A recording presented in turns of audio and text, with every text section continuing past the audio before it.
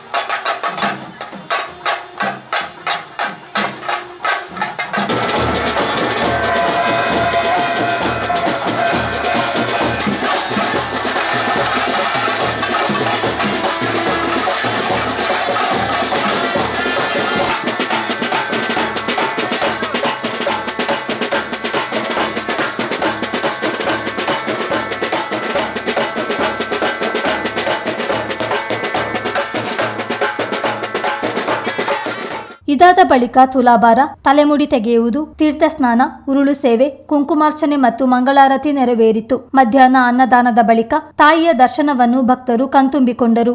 ಮಾತೆ ಶ್ರೀ ರಾಜರಾಜೇಶ್ವರಿಯ ವಾರ್ಷಿಕೋತ್ಸವವು ಪ್ರತಿ ಮೇ ತಿಂಗಳ ಮೊದಲ ಮಂಗಳವಾರದಲ್ಲಿ ನಡೀತದೆ. ಅದೇ ರೀತಿ 2026ರ ಈ ವರ್ಷದ ತಾಯಿಯ ಜಾತ್ರಾ ಮಹೋತ್ಸವವು ಇಂದು ಅದ್ದೂರಿಯಾಗಿ ಜರುಗುತ್ತಾ ಇದೆ.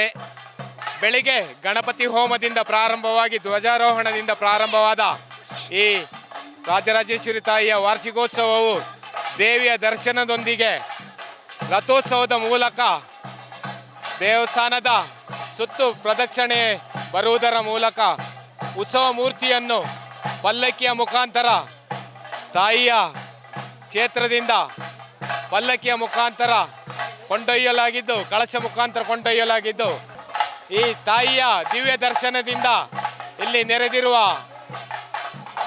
ಅನೇಕ ಭಕ್ತರು ಪಾವನರಾಗುವುದರಲ್ಲಿ ಯಾವುದೇ ಸಂದೇಹವಿಲ್ಲ. ಕಳೆದ 75 ವರ್ಷಗಳಿಂದ ನೆಲೆಸಿರುವ ಈ ಮಾತೆ ರಾಜರಾಜೇಶ್ವರಿಯು ಜಿಲ್ಲೆಯಲ್ಲಿ ಹಾಗೂ ಹೊರ ರಾಜ್ಯಗಳಲ್ಲಿ ಅಪಾರ ಭಕ್ತ ಸಮೂಹವನ್ನು ಹೊಂದಿದ್ದು, ಈ ವಾರ್ಷಿಕೋತ್ಸವದಲ್ಲಿ ಹಲವಷ್ಟು ಜನರು ಭಕ್ತರು ಪಾಲ್ಗೊಳ್ತಾ ಇದ್ದಾರೆ. ಈ ರಾತ್ರಿ ಪುನಃ ಸಾಂಸ್ಕೃತಿಕ ಕಾರ್ಯಕ್ರಮದೊಂದಿಗೆ ರಾತ್ರಿ 10 ಗಂಟೆಗೆ ದೇವಿಯ ದಿವ್ಯ ದರ್ಶನದೊಂದಿಗೆ ಇತರ ದೇವತೆಗಳ ದರ್ಶನವು ಭಕ್ತರಿಗೆ ಲಭಿಸಲಿದೆ. ಶ್ರೀ ರಾಜರಾಜೇಶ್ವರಿ ದೇವಾಲಯದ ಇತಿಹಾಸ ಮತ್ತು ಮಹತ್ವದ ಕುರಿತು ದೇವಾಲಯದ ಧರ್ಮದರ್ಶಿ ಗೋವಿಂದ ಸ್ವಾಮಿ ಮಾಹಿತಿ ನೀಡಿದರು. ಶ್ರೀ ತಾಯಿ ರಾಜೇಶ್ವರಿ ತಾಯಿ ಕ್ಷೇತ್ರ ಸುಮಾರು 8 ದಶಕದಿಂದ ಪ್ರಾರಂಭ ಆಗಿದೆ. ಇದು ನಮ್ಮ ತಂದೆಯ ಕಾಲದಿಂದ ತಾಯಿ ಪ್ರೇರಣೆಯಾಗಿ ಇದು ಮೈದುಂಬಿ ಬರೋದು ನಮ್ಮ ತಂದೆಯ ಕಾಲದಿಂದ ಬಂದು ಮುಗಿದು 3ನೇ ವ್ಯಕ್ತಿ. ಅಂದರೆ ನಮ್ಮ ಸಂಸಾರದಲ್ಲಿ ನಮ್ಮ ತಂದೆಯ ಮಕ್ಕಳು 10 ಮಕ್ಕಳು ನನಗೆ, ನಮ್ಮ ತಂದೆಗೆ. ಅದರಲ್ಲಿ ನಾನು ಹಿರಿಮಗ ಗೋವಿಂದ ಸ್ವಾಮಿ ಅಂತ ಹೇಳ್ಕೊಂಡು ಈಗ ಆಡಳಿತ ಎಲ್ಲ ದೇವಸ್ಥಾನದ ಆಡಳಿತ ನಾನು ಮಾಡ್ಕೊಳ್ತಾಯಿದ್ದೀನಿ. ಅದರ ನಮ್ಮ ತಂದೆಯಾಗಿ ಬಂದು ತಾಯಿ 35 ವರ್ಷ ತಾಯಿ ಹೀಗೆ ಜನಗಳಿಗೆ ಅವರ ಕಷ್ಟ ಕಾರ್ಪಣೆಯನ್ನು ಹೇಳ್ತಾ ಬಂದರು. ಕೊನೆ ದಿವಸ ಕೂಡ ಹೇಳಿದ್ರು ಇದು ಕೊನೆ ಅಂತ ತಿಳ್ಕೊಂಡು. ಆದರೆ ನಾವೆಲ್ಲ ಕೇಳಿಕೊಂಡು ಏನು ಇದು ನಗಾಡ್ಕೊಂಡು ಹೇಳಿದ್ರು, ಇಲ್ಲ ಮುಂದೆ ಬರ್ತೀನಿ ಅಂತ ಹೇಳಿದ್ರೆ ಅಷ್ಟೇ ಹೊರತು ಯಾರಿಗೆ ಬರ್ತಾಯಿದೆ ಏನು ಬರ್ತಾಯಿದೆ ಅಂತ ಗೊತ್ತಿರಲಿಲ್ಲ. ಹಾಗೆ ನಮ್ಮ ಕೊನೆಯ ಇನ್ನೊಂದು ತಮ್ಮ ನಾರಾಯಣಸ್ವಾಮಿ ಅಂತ ಹೇಳೋರಿಗೆ ಅವರು DCB ಎಂಪ್ಲಾಯ್ ಆಗಿದ್ದರು. ಅವ್ರ ಮೈ ಮೇಲೆ ದುಂಬಿ ಬಂದು ಹೇಳಿದ್ರು, ಇವತ್ತು ಮುಂದೆ ನೀನು ಹೇಗೆ ಮಾಡ್ತೀವೋ ಅದೇ ಥರ ಮುಂದೆ ನೆಸ್ಕೊಂಡು ಹೋಗಿ ಅಂತ. ಅದೇ ಪ್ರಕಾರ ಏನು ತಾಯಿ ಮೊದಲು ಹೇಳಿದ್ರು, ಮನುಷ್ಯ ವ್ಯಕ್ತಿ ಮಾತ್ರ ಬದಲು, ಆದರೆ ಮಾತು ಎಲ್ಲ ಒಂದೇ. ಹಾಗೆ ಪ್ರಾರಂಭ ಆಯಿತು. ಅವ್ರಿಗೊಂದು 2 ತಿಂಗಳು ಸ್ವಲ್ಪ ಅಲ್ಲ, ಒಂದು 10 ವರ್ಷದೊಳಗೆ ಅವ್ರಿಗೊಂದು ಕಂಟಕ ಇದ್ದ ಹಾಗೆ ಅವ್ರಿಗೂ ಕೂಡ ಹೇಳಿದ್ರು, ಇನ್ನು ಮುಂದಕ್ಕೆ ಇದು ಮುಂದಿನ ವರ್ಷ ಸಿಗಲ್ಲ ಅಂತ. ಹಾಗೆ ಅವ್ರಿಗೂ ಕೂಡ 9ನೇ ವರ್ಷ ಸುಮ್ಮನೆ ಒಂದು ಜಾಂಡೀಸ್ ಬಂದು ನೆಪ ಆಗಿ ಅವರು ಕೂಡ ಕಾಲವಾದರು. ಅದಾದಮೇಲೆ ಅವರು ನಮ್ಮ ಶ್ರೀನಿವಾಸ ಸ್ವಾಮಿಗೆ ಇವತ್ತು ಮುಗಿತು ಬಂದು 31 ವರ್ಷ ಆಗಿದೆ. ನಮ್ಮ ತಂದೆ ಕಾಲದಲ್ಲೂ ಕೂಡ ಅಂಥ ಕಾಡಿನೊಳಗಿರುವಂಥ ದೇವಸ್ಥಾನ, ಇಲ್ಲೆಲ್ಲ ಕಾಡಿನ ಪ್ರಾಣಿಗಳು ನಡೆಯುವಂಥ ದೇವಸ್ಥಾನ ಅಂಥದ್ದಲ್ಲಿ ಇವತ್ತು ಅಷ್ಟು ಮುಂದಕ್ಕೆ ಬಂತು. ಮತ್ತು ಒಂದು ನೆರಕೆ ಮನೆಯಲ್ಲಿ ಸೀತಾರಾಮ ವಾಸ ಮಾಡ್ತಾರಲ್ಲ, ಆ ರೀತಿಯಲ್ಲಿ ತಾಯಿ ದೇವಸ್ಥಾನ ಪೂಜೆ ಮಾಡ್ಕೊಬಂದು ತದನಂತರ ಹಾಗೆ ನಮ್ಮ ತಂದೆಯವರು ಸ್ವಲ್ಪ ಮನೆ ಕಟ್ಟು ಮಾಡಿ, ಅವರು ಸ್ವಲ್ಪ ಕೈಗಾರಿಕೆ ಜಾಸ್ತಿ, ಮನೆ ಕಟ್ಟೋದು ಎಲ್ಲ ಪ್ರತಿ ಅವರೇ ಮಾಡ್ತಿದ್ರು ಕೆಲಸದಲ್ಲಿ. ಹಾಗೆ ಮಾಡ್ಕೊಂಡು ಒಂದು ಮನೆ ಗುಡಿಸಲು ಮಾಡಿದರು. ಆ ಗುಡಿಸಿದ ನಂತರ ನಮ್ಮ ತಂದೆ ಆದಂಥ ಇನ್ನೊಮ್ಮೆ ನಮ್ಮ ನಾರಾಯಣಸ್ವಾಮಿ ಬಂದಾಗ ದೇವಸ್ಥಾನದ ರೂಪ ಬಂತು, ಬೇರೆ ಮಾಡಿ ಮರದಿಂದ ಮಾಡಿ ಒಂದು ದೇವಸ್ಥಾನ ಮಾಡೋದು.